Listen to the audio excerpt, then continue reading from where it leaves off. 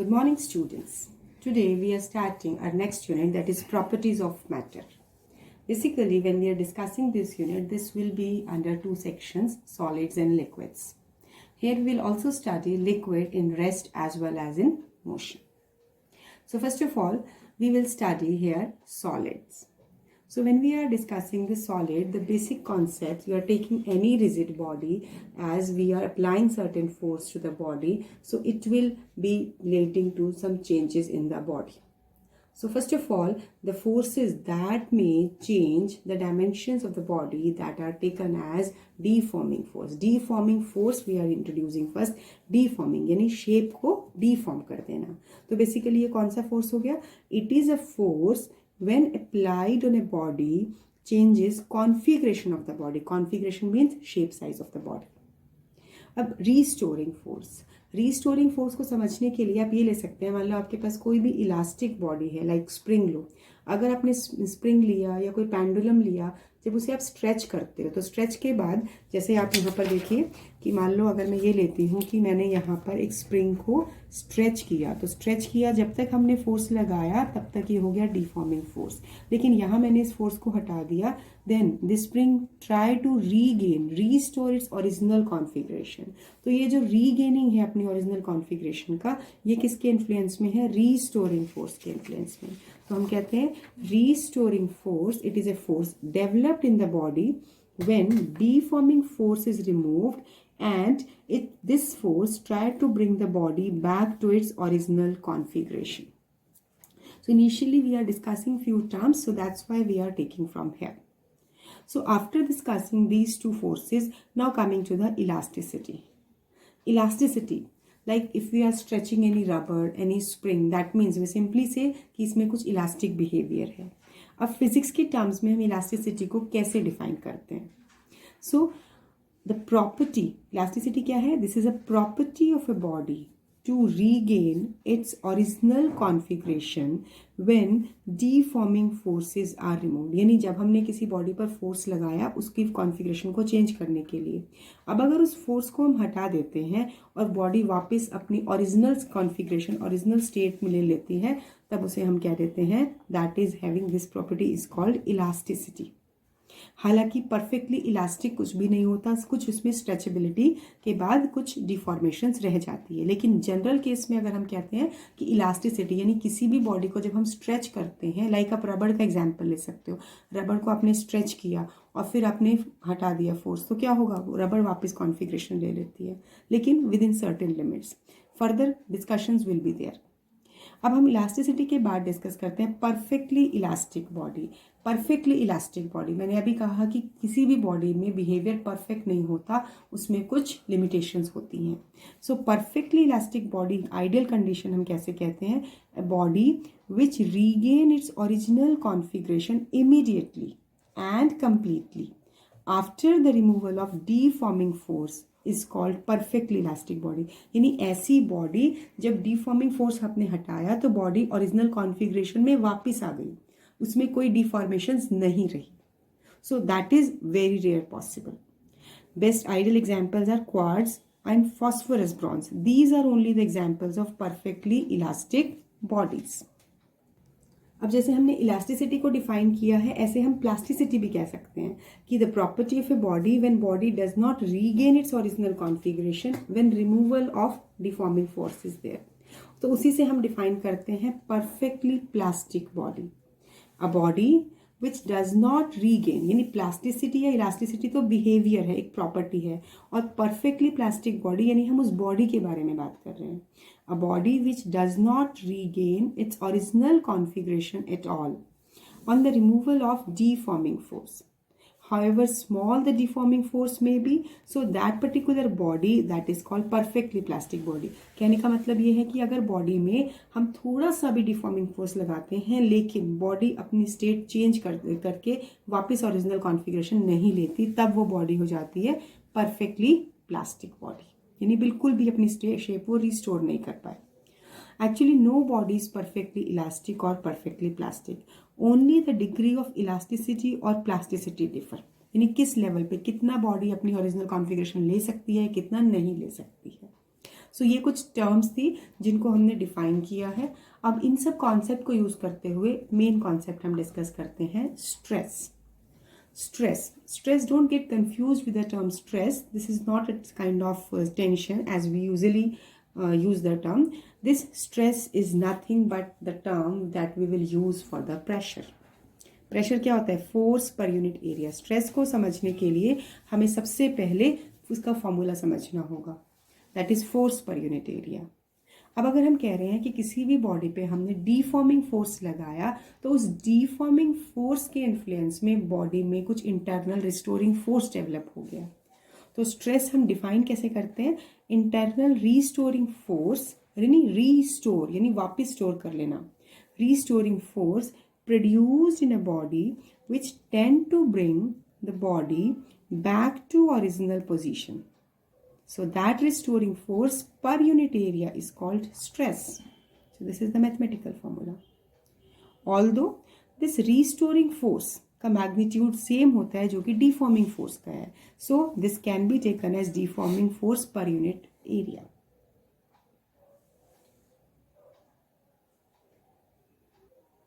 Now SI unit of stress, stress is force per unit area, तो force का unit Newton, area का unit metre square. सो Newton पर metre square और pascal, जैसे मैंने बताया कि प्रेशर के लिए भी हम यही फॉर्मूला यूज करते हैं। जबकि CGS यूनिट क्या होगा? न्यूटन की जगह डाइन, मीटर की जगह सेंटीमीटर, डाइन पर centimetre square. So now after defining this stress, let we discuss different types of stress.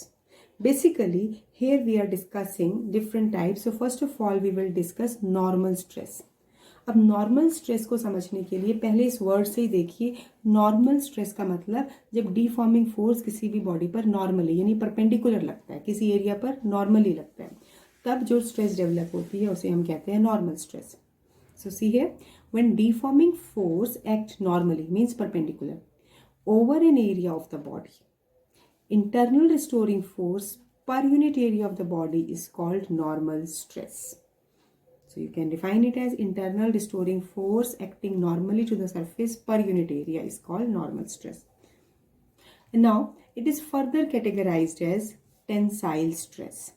Tensile stress को समझने के लिए देखिए, मान लो अगर कोई वायर है, अब अगर उसे फोर्स लगाते हैं, if there is an increase in length or extension of the body in the direction of force applied, मान लो आप यहाँ पर देखिए कि अगर हमने कोई ये हमने मान लो ये वायर लिया, अब यहाँ पर हमने फोर्स लगाया, तो फोर्स कैसे लग रहा है? सरफेस के नॉर्मली लग रहा है। अब नॉर्मल लगने से बेशक इसमें स्मॉल इलोंगेशन हुआ, स्मॉल एक्सटेंशन हुआ, तो करस्पॉन्डिंगली जो चेंज आया वो किसके इन्फ्लुएंस में आया? Force, this normal force acting on this area. So इसको हम कहते हैं tensile stress. So if there is increase in length or extension of the body in the direction of force applied, this is called tensile stress. अब देखिए, जैसे हमने ये एक यहाँ पर कोई वायर लिया हुआ है, जस्ट एक व्यू दिखाया है। अब अगर मान लो फोर्स दोनों तरफ से लगाया हुआ है तो क्या होगा? There will be some extension, in दोनों साइड में बहुत माइन्यूट एक्सटेंशन होगा। Maybe it will be very small but it will be there. So if two equal forces applied on the solid cylinder. अब ऐसे ही मान लो अगर हम force अंदर की तरफ लगाएं, लाइक हम ऐसे दिखा दें कि सेम हम यहाँ पर एक वायर ले रहे हैं जिसपे फोर्स अंदर की तरफ लगा रहे हैं, तो स्लाइट कंप्रेशन हो सकता है। So if there is a decrease in length of the wire और compression of the body due to the applied force, यानी कंडीशन क्या है? इसमें भी फोर्स परपेंडिकुलर नॉर्मली ही लग रहा है। सो इसके कोरस्पॉन्डिंग जो स्ट्रेस डेवलप होती है that is compressive stress. So basically ये tensile stress and compressive stress, इन दोनों ही कंडीशन में फोर्स लग रहा है परपेंडिकुलरली, एंड दिस टेंसाइल और compressive stress is also termed as longitudinal stress, क्योंकि लेंथ के लॉन्ग इलोंगेशन या कंप्रेसिंग की बात हो रही है। So now hydraulic stress. Hydraulic stress का जब कॉन्सेप्ट आता है तो हम देखिए क्या कहते हैं? When a solid body undergoes change in its volume without change in its geometrical shape on application of perpendicular force to every point on the surface of body, यानी अगर कोई बॉडी लें जिसके ऊपर हम जब नॉर्मली फोर्स लगा रहे हैं तो उसके अंदर कोई भी वॉल्यूम में there will be change in the volume यानी वॉल्यूम में चेंज होगा लेकिन उसकी शेप एंड साइज में कोई डेविएशन, कोई फर्क नहीं आएगा. सो उसके कॉरस्पॉन्डिंग जो रिस्टोरिंग फोर्स पर यूनिट एरिया होगा दैट इज हाइड्रोलिक स्ट्रेस. यानी इस केस में भी फोर्स कहाँ लगेगा? परपेंडिकुलर. यूजुअली ये कॉन्सेप्ट कहाँ राइज करता है? This is possible when A solid spherical ball is placed in fluid under high pressure. मान लो यहाँ पर फ्लूइड के अंदर हमने बॉल रखा, कोई स्फेरिकल बॉडी रखा, तो सब तरफ से इसके ऊपर जो प्रेशर लग रहा है नॉर्मली टू द सरफेस, तो उस केस में there will be change in its volume. यानी इसकी अगर शेप स्फेरिकल है और सब तरफ से इस पर फोर्स लग रहा है परपेंडिकुलरली, तो उस केस में शेप, इसकी ज्योमेट्रिकल शेप तो वही रहेगी लेकिन वॉल्यूम में चेंज आ सकता है. सो that is your hydraulic stress. Next is tangential और शेयरिंग स्ट्रेस. टेंजेंशियल यानी इसको हम टर्म समझते हैं टेंजेंट, यानी फोर्स जब टेंजेंट के अलॉन्ग लगता है. कैसे समझेंगे? मान लो आप एक क्यूबिकल बॉक्स लीजिए, जैसे मैं यहाँ एक बॉक्स ड्रॉ करती हूँ. You can see like this. Suppose this is a box. Cube लगा लो, क्यूबॉइड. कोई बुक ले सकते हो, थिक बुक. अब उसकी टॉप सरफेस पे अगर आप यहाँ पर फोर्स लगाएंगे तो क्या होगा? स्लाइटली ये सरफेस इस तरफ को शिफ्ट हो जाएगा, बहुत माइन्यूट अमाउंट से शिफ्ट होगा. यानी ये वाला सरफेस अब ये वाली आर्म ना रह के ये शिफ्ट वाली, यानी ये वाली आर्म बन जाएगी. ये जो सरफेस है अब स्लाइटली शिफ्ट होगा. ये जो शिफ्टिंग होगी ये बहुत ही कम होगी. ये किसके इन्फ्लुएंस में? क्योंकि इसके टॉप सरफेस पे मैंने टेंजेंशियल फोर्स लगाया. यानी जैसे ये अगर टॉप सरफेस है, इस पर मैं इस डायरेक्शन में फोर्स लगाऊं, परपेंडिकुलर नहीं कह रही, परपेंडिकुलर तो होता है इस तरीके से. टेंजेंट यानी प्लेन के लॉन्ग ही फोर्स लगाया. सो टेंजेंशियल स्ट्रेस का दूसरा नाम हम क्या कहते हैं? Shearing stress. So when a deforming force act tangential to the surface of body produces a change in shape of the body without any change in volume. अब देखिए मैंने जो एग्जाम्पल दिखाया है कि अगर मैंने ये क्यूब लिया हुआ है जिसकी लेंथ L है, तो वॉल्यूम तो इस कंडीशन में भी सेम रहेगी L क्यूब, लेकिन शेप क्या हो गई? थोड़ी सी टिल्टेड हो गई. यानी पहले ये परपेंडिकुलर था, अब ये थोड़ा सा टिल्टेड हो गया. आप इसको करके देख सकते हो. कोई भी ऐसा बॉक्स या कोई थिक बुक लो या कोई भी ऐसा जैसे चॉक बॉक्स होता है, उसको भी आप करके देख सकते हो. अगर उसके ऊपर आपने टेंजेंशियल फोर्स लगाया तो हल्का सा वो शिफ्ट हो जाएगा बहुत स्मॉल एंगल से. सो उसके कॉरस्पॉन्डिंग जो बॉडी में स्ट्रेस डेवलप होगा उसे कहेंगे tangential stress. Now stress is a scalar quantity and under tensile stress or compressive stress net force acting on a body is zero but the body is deformed. कैसे? हमने अभी explain किया था कि मान लो अगर हम ये कह रहे हैं कि इसके ऊपर हम दोनों तरफ फोर्स लगा रहे हैं तो नेट फोर्स तो जीरो है, लेकिन यहाँ इलॉन्गेशन हो गया. अगर फोर्स अंदर की तरफ लग रहा है दोनों तरफ तो भी नेट फोर्स जीरो है, लेकिन इसमें स्लाइट कंप्रेशन हो जाएगा. तो this is a one point just has been discussed कि टेंसाइल स्ट्रेस और कंप्रेसिव स्ट्रेस में net force will be zero but the body will be still deformed. So stress को अगर हम रिकॉल करें, stress is a force acting per unit area and it is categorized as normal stress, tangential stress. Normal stress में हमने इसको discuss किया tensile, compressive and hydraulic stress. Now coming to the next point. Now next is strain. Strain का मतलब क्या होता है? यानी अगर हम किसी बॉडी पे कोई फोर्स लगाते हैं उसके शेप साइज को चेंज करने के लिए, तो उसके कॉरस्पॉन्डिंग जो बॉडी की कॉन्फ़िगरेशन में जो चेंज होता है, then we will talk about this strain. So when deforming force is applied on the body, there is definitely some change in configuration. तो अब स्ट्रेन को हम मेजर क्या करते हैं? जो कॉन्फ़िगरेशन में चेंज हुआ divide by original configuration. So the ratio of change in configuration to the original configuration, this is taken as strain. And being the ratio of two like terms, it will be taken as unitless as well as dimensionless. अब कहेंगे आप configuration का क्या मतलब है? मान लो अगर हम ये कहते हैं कि एक वायर को हमने किसी फोर्स को लगा के उसे स्ट्रेच कर दिया, तो मान लो अगर उसकी पहली लेंथ L है, सपोज मैंने ये वायर लिया और मैंने इस वायर को यहाँ पर से नीचे स्ट्रेच किया, मान लो लेंथ L है और इस फोर्स के इन्फ्लुएंस में बहुत स्मॉल चेंज हो गया, तो ये चेंज इन लेंथ हो गया डेल L और ओरिजिनल लेंथ हो गई L. तो यानी change in configuration to original configuration. ज़रूरी नहीं है हम यहाँ पर लेंथ के लिए बात करेंगे, कॉन्फ़िगरेशन इसकी वॉल्यूम की भी हो सकती है. So let we will discuss in detail. Now after this, coming to the types of strain. तो सबसे पहला टाइप्स ऑफ स्ट्रेन में फर्स्ट पॉइंट आता है लॉन्गिट्यूडिनल स्ट्रेन। लॉन्गिट्यूडिनल स्ट्रेन का मतलब यहां पर हम लेंथ की चेंज की बात करेंगे। If a deforming force produces a change in length alone and the strain produced in the body is called longitudinal strain or tensile strain. So क्या कहेंगे इसको? Change in length per unit original length. जैसे मैंने भी example में बताया था कि अगर इस बॉडी के ऊपर डीफॉर्मिंग फोर्स लगाया है जिसकी वजह से यहाँ लेंथ में इलोंगेशन हुई है, चेंज हुआ है, तो basically change in length per unit original length, this is taken as longitudinal strain. अब अगर हम कहें next point, that is next type of strain is volumetric strain. Volumetric strain में हम वॉल्यूम के चेंज की बात करेंगे, यानी फोर्स अप्लाई करने से बॉडी की वॉल्यूम में चेंज हो जाए।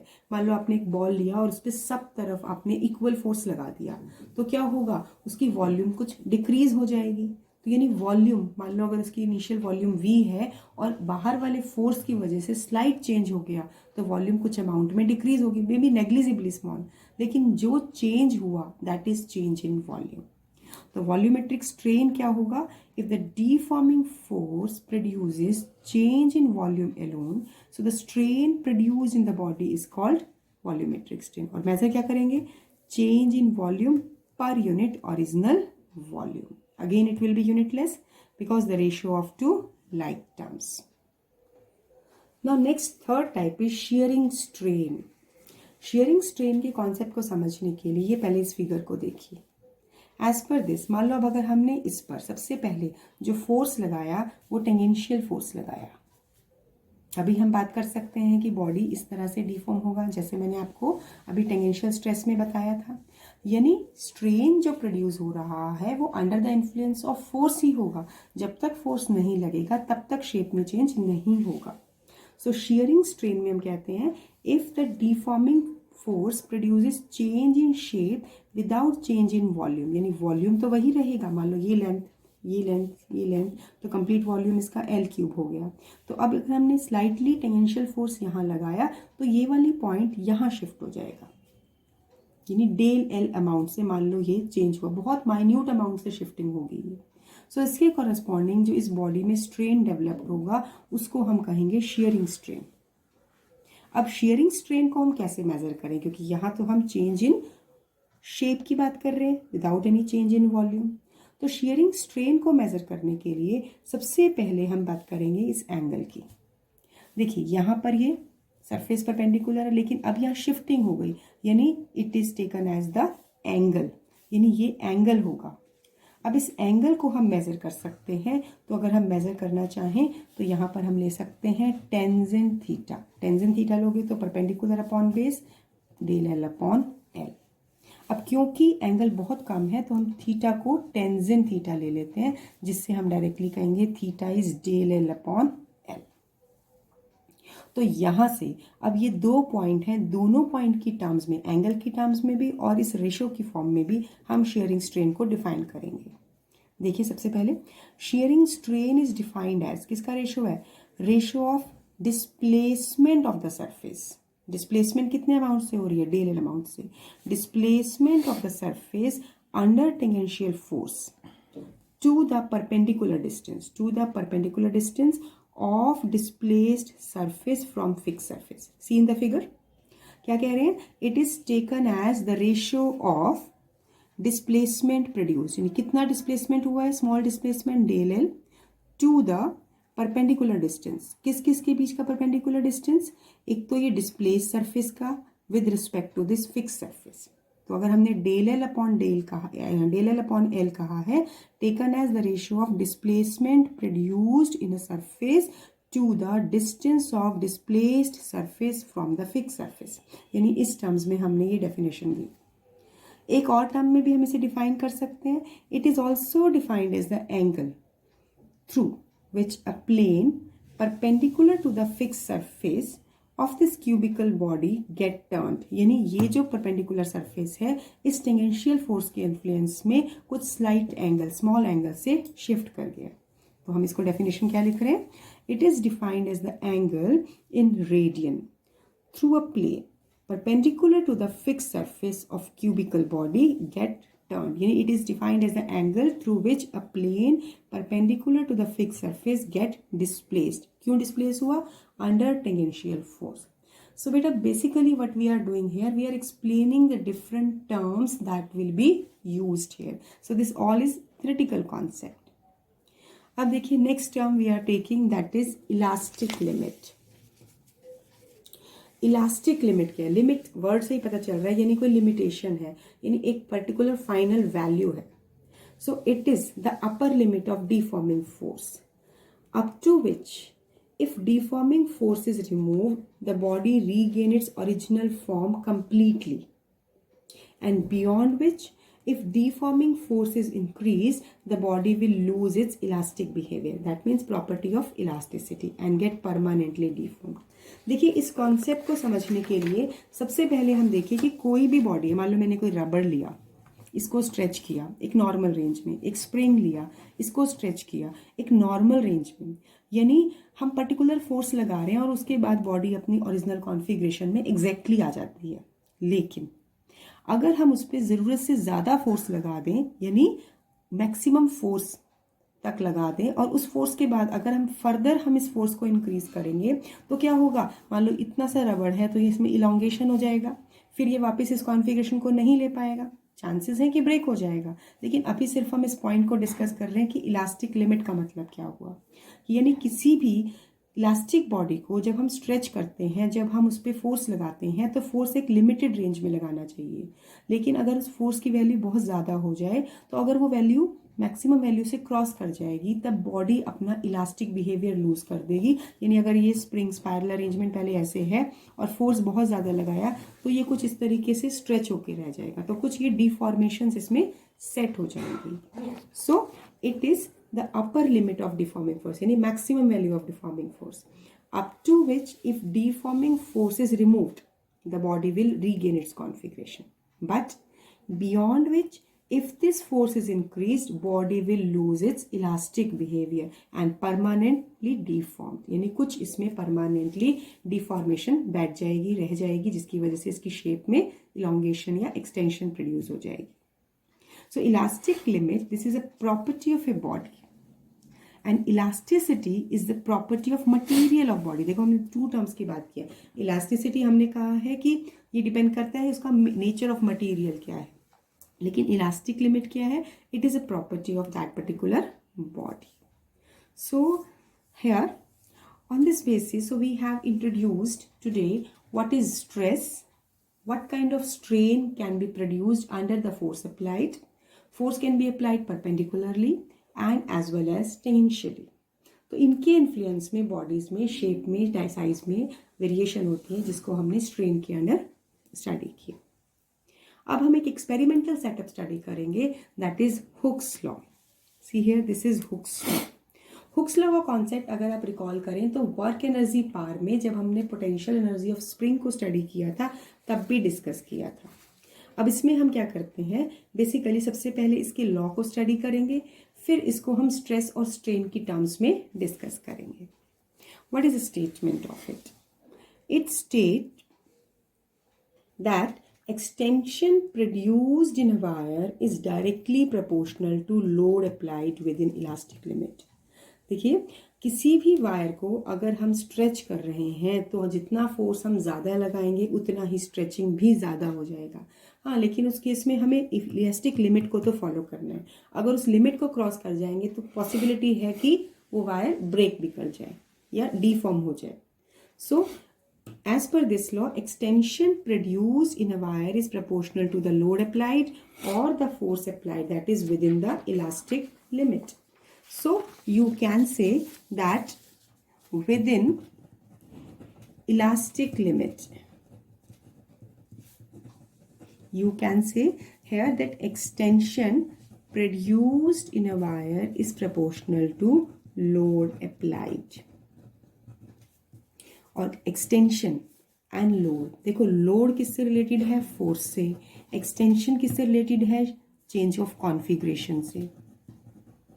यानी कि कॉन्फ़िगरेशन में चेंज तभी होगा जब फोर्स अप्लाई किया हमने। और यहाँ पर हम कह सकते हैं, इसी को हम रिलेट कर सकते हैं कि stress is proportional to strain. Load correspond to stress and extension correspond to change in configuration. That means strain.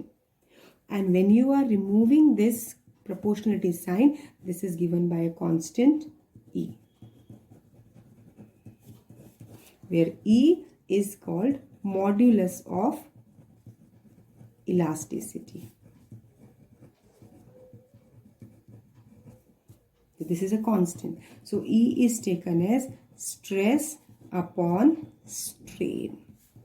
So Hooke's law से हमने यहाँ पे मॉड्यूलस ऑफ इलास्टिसिटी यानी डिग्री ऑफ इलास्टिसिटी जो अलग अलग मटेरियल के ऊपर डिपेंड करती है उसको हमने डिफाइन किया है। अब हुक्स लॉ का जब हम स्टडी कर रहे हैं, एक्चुअली इसमें हमें क्या कॉन्सेप्ट समझ में आता है, यानी ये तो एक रिलेशन हो गया, but let we do the experimental setup. इसी के ऊपर आपका एक एक्सपेरिमेंट भी है। इसमें होता क्या है कि you are taking a spring which is connected to a resist board और नीचे आपने एक हैंगर लगाया है जिसमें आप वेट्स ऐड कर सकते हैं। यहाँ एक पॉइंटर है। अब यहाँ पर हम एक स्केल लेते हैं। ये पॉइंटर उस स्केल पे बेसिकली रीडिंग को पॉइंट करता है, यानी जितना हम यहाँ इस पैन के अंदर लोड ऐड करेंगे उतना ही ये स्ट्रेच होता चला जाएगा और पॉइंटर की रीडिंग इंक्रीज होती चली जाएगी।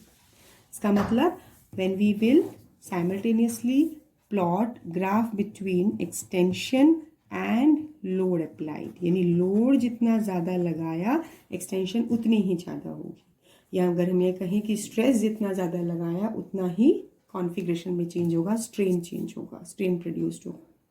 सो एज जितना लोड अप्लाई कर रहे हैं कॉरेस्पॉन्डिंगली एक्सटेंशन भी उतना हो रहा है। It means graph will be a straight line. Why? We know that the extension is proportional to load applied. और अगर इस चीज़ को भी हमें वेरीफाई करना है, हम इसे एक्सपेरिमेंटली भी करके देख सकते हैं। जितना यहाँ पर मान लो हमने पहले 20 ग्राम वेट लिया तो यहाँ पर एक्सटेंशन सपोज 1 सेंटीमीटर हो गई, यानी ये इतना इलॉन्गेशन हुआ। फिर हमने 40 ग्राम वेट लिया तो एक्सटेंशन में भी हो गई 2 सेंटीमीटर। इस तरीके से जब हम वेट्स इसमें पैन के अंदर ऐड करते चले जाएंगे तो करस्पॉन्डिंगली ये पॉइंटर नीचे रीडिंग पे पॉइंट आउट करता जाएगा। और जब हम लोड अप्लाइड को एक्सटेंशन के साथ प्लॉट करेंगे the graph will be a straight line that will indicate that extension, यानी हम इन पॉइंट्स को एक्सपेरिमेंटल जो भी पॉइंट्स आते हैं उनको हम पॉइंट करके प्लॉट करेंगे तो ग्राफ स्ट्रेट लाइन आता है। So it is indicating that extension developed in the springs or the string that is proportional to load applied. So this is the experimental arrangement that is enabling you to understand the concept that how stress and strain are directly proportional to each other. So that's all for today. Revise and learn all the definitions and the concepts. After that we will proceed with the next topic. Thank you. Have a nice day.